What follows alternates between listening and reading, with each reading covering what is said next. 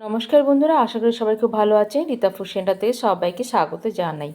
আজ আমি একদম অনুষ্ঠান বাড়ির স্বাদে তোপসে ভরার ভিডিও শেয়ার করছি, দেখতে থাকুন আমি কিভাবে বানাই। এখন বন্ধুরা সন্ধ্যাবেলা টিফিন বানাচ্ছি। এখানে তোপসে মাছটা আমি লেবু, একটু কাশ্মীরি রেড চিলি, নুন, হলুদ, আদা বাটা, রসুন বাটা, একটু জিরে গুঁড়ো, একটু গরম মশলা দিয়ে একটু মেখে রেখেছিলাম। আমি দুপুরেই মেখে রেখেছি, এখন সন্ধ্যাবেলা এখন ভাজবো।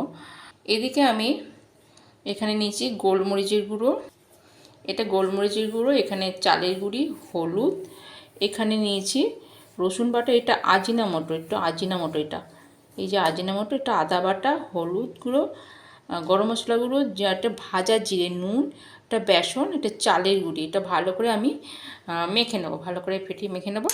আর সঙ্গে একটু লেবুর রস দেবো, এর মধ্যে লেবুর রস দেবো, তাহলে বেশ মচমচে ভাবটা হবে। এর মধ্যে আমি খাবার সোডা দেবো না, কারণ চালের গুঁড়ি যেহেতু দিয়েছে এর জন্য আমি খাবার সোডা দেবো না। এতে না বেশি তেল টেনে নেয় খাবার সোডা দিলে। এবার আমি মেখে নিই, তারপর আমি দেখাচ্ছি। তা করছি না।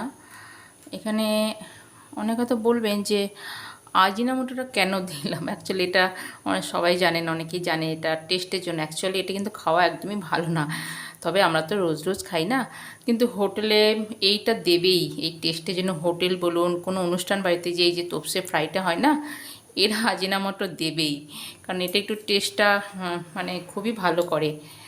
তো দেখুন এই যে গোলাটা আমি এরকম করে গুলে নিলাম। এটা সর্ষের তেলে ভাজবো।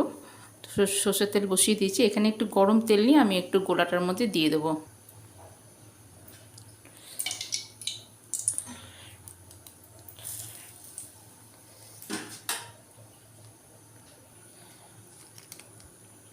যখনই এরকম বেসন ফেটাবেন তখন এক দিক দিয়ে এরকম ঘোরাতে হবে, তাহলে ফাটানোটা বেশ ভালো হবে।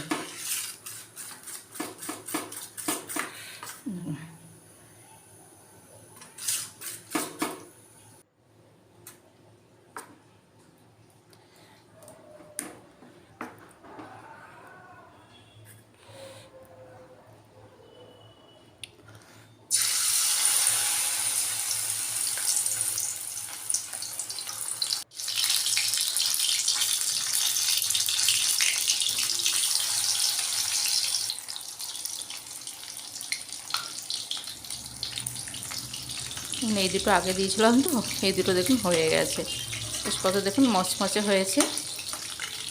এগুলো ভাজার সময় না গ্যাস কমিয়ে রাখবেন না, এগুলো মানে গ্যাসটা বাড়িয়ে টপাটপ ভেজে নিতে হবে। গ্যাস কমিয়ে রাখলেই কিন্তু তেল টেনে নেবে ভেতরে। এই দুটো হয়ে গেছে, এই দুটো আমি তুলে নিচ্ছি।